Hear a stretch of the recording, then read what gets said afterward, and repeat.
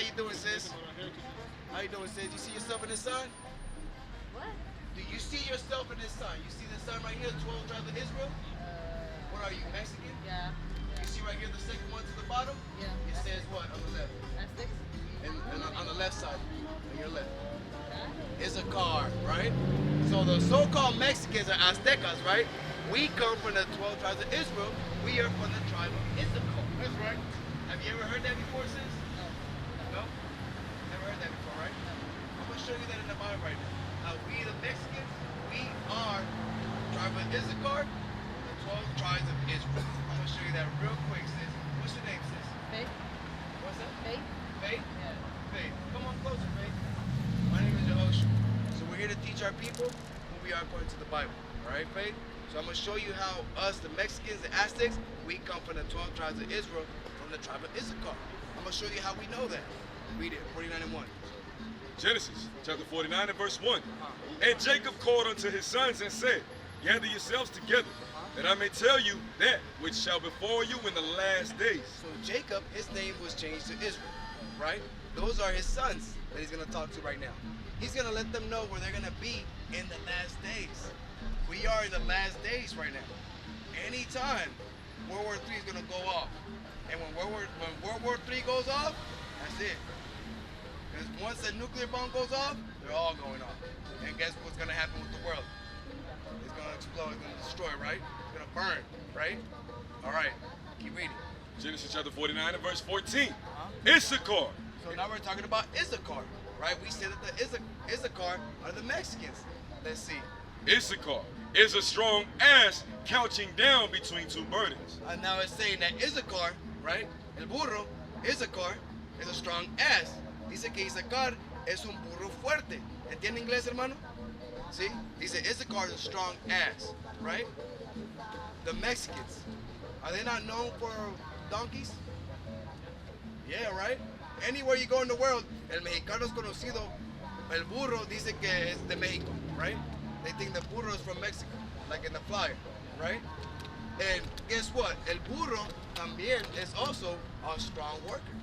El burro could work from sun up to sundown, always working. Who else does that? Mexicans. Who's a harder worker than a Mexican? Nobody. That's why you make that face. Nobody's a harder worker than a Mexican. You see how he's talking about the Mexicans right here? And that ain't talking about white people. Keep going.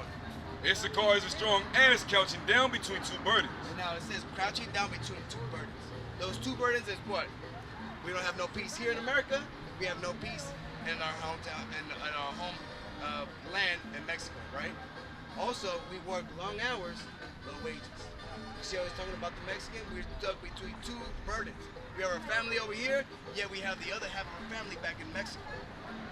We always feel like there's always something in between us. Like, we're not in peace, right? Keep going.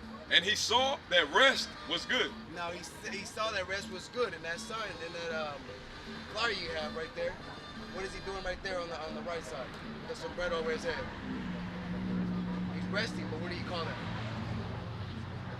A siesta, right? So he's having a siesta. He said that rest is good. The Mexican, even though he's a hard worker, he likes taking that siesta and lunch. We're known for that. Mexicans are known for taking siestas. That's talking about the Mexican. That's right. Remember, Jacob is showing them where they're going to be in the last days. That's talking about the Mexicans right now, where they're going to be in the last days. And more too. Keep reading. And the land that it was pleasant. Now the land that Issachar, the tribe of Issachar was going to be is pleasant. What state is your family from in Mexico? Guadalajara. So Jalisco. So in Jalisco y en Michoacán and Guerrero, though that's what you call tierras calientes. Right there, you can plant anything. Anything you put down on the dirt is going to grow. Why? Because what did God say? And that the land that it was pleasant. Because it's pleasant land. And guess what? Not only that, even the beaches in Mexico are one of the most beautiful beaches in the world. Why? Because God said that the land was going to be pleasant. That's how we know who Issachar is. And guess what? Guess who else knows that?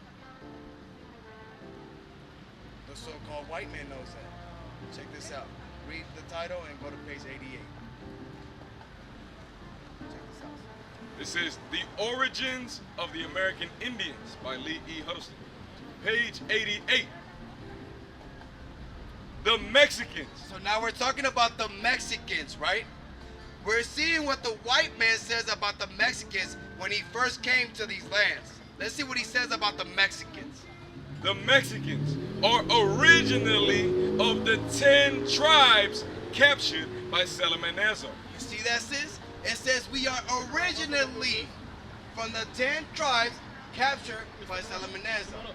That is history that you'll find in the Bible, in the book of Ezra and 2nd Esdras. We'll read that after this book. But when you look right, back up a little bit, when you see right there Ephraim, when you see those down, those are the 10 tribes that it's referring to in this book. So it says that the Mexicans are originally of the 10 tribes captured by Salmanazar. And of the family of Issachar. Of who? Of Issachar. And the family of Issachar. You see how the white man knows that too? Keep reading. Whom the Indians recognized as their special ancestor. And our people, they recognize that to be a special ancestor of ours. So you see how we know that history now, sis? We're not Mexicans. We are Israelites from the tribe of Issachar. You hear that, sis? You hear that too? What's your name? My name's Jasmine? Jasmine. Jasmine and Faith. Check this out. I'm going to show you that history that the white man was talking about here in this book. I'm going to show you that history now in the Bible. All right? Read it. The book of 2nd Esdras, chapter 13 and verse 40. Uh-huh. Those are the 10 tribes which were carried away prisoners out of their own land in the time of Hosea the king. Well, you see, remember that they was talking about the 10 tribes in that book? Remember, that's Ephraim down.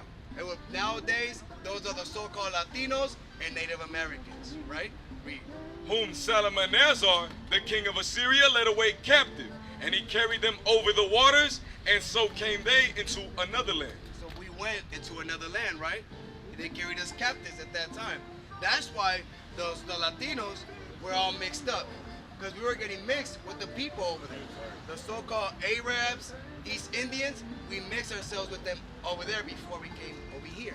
Keep reading.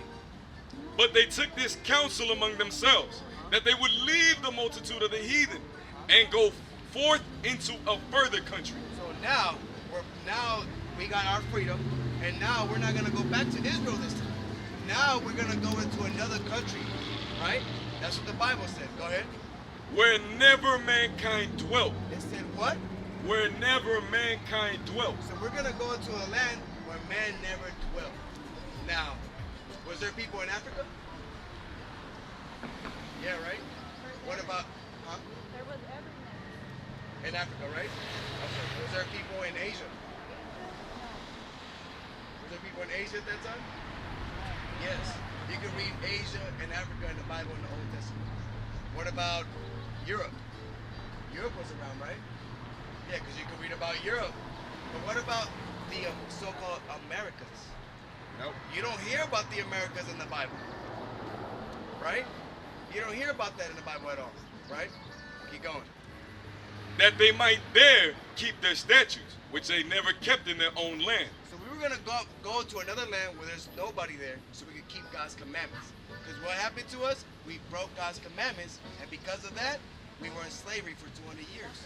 So now that we broke off from that, we're going to go away from people so we start keeping the commandments of God as the Israelites, right? What is a nation? Nation is family. Nation is community. Nation is men leading by example. Nation is women's support. Nation is children with role models. Nation is unity. Nation is you. It's nation time.